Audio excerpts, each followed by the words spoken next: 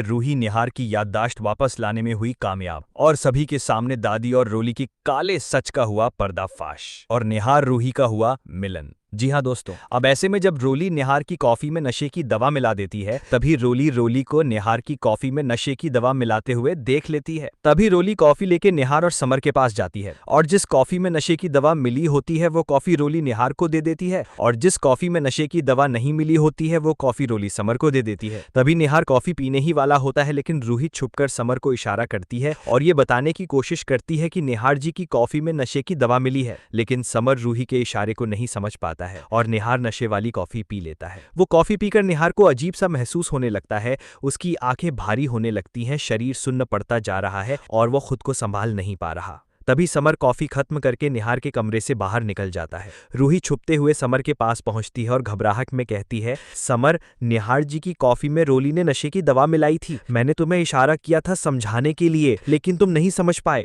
Summer चौंकते हुए बोलता है, क्या भाभी, अब क्या करें? अगर निहार भैया पर नशा पूरी तरह हावी हो गया तो रोली तो जरूर उनके पास आने की कोशिश करेगी। रूही थोड़ी देर के लिए शांत हो जाती है और फिर बोलती है, हमें निहार जी को रोली से दूर रखना होगा किसी भी हालत में। तभी रूही बिना किसी को बताए चुपचाप निहार को सहारा देकर स्टोर रूम में ले जाती है ताकि रोली निहार के पास न पहुंच सके। यह दूसरी ओर रोली बहुत अच्छे से तैयार होकर निहार के कमरे में जाती है। वो सोचती है कि अब निहार उसके प्रभाव में आ चुका है और वो उसे अपने करीब कर सकेगी, लेकिन कमरे में पहुंचते ही उसे निहार कहीं नहीं दिखता। वो इधर उधर देखती है, अलमारी खोलती है, बाथरूम चेक करती है, लेकिन निहार नदारद होता है। रोली गुस्से में बड़बड़ाने लगती है, ये निहार गया कहाँ? अभी तो यही था, कहीं ये रूही ने तो कुछ नहीं किया।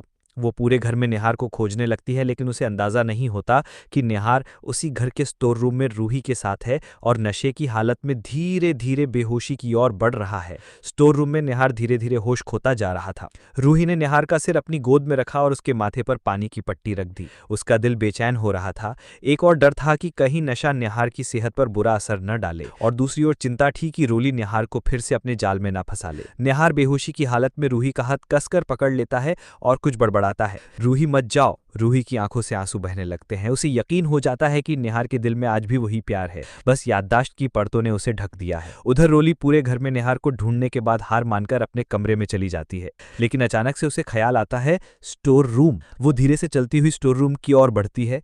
इससे पहले कि वो वहां पहुंचे रूही निहार को किसी तरह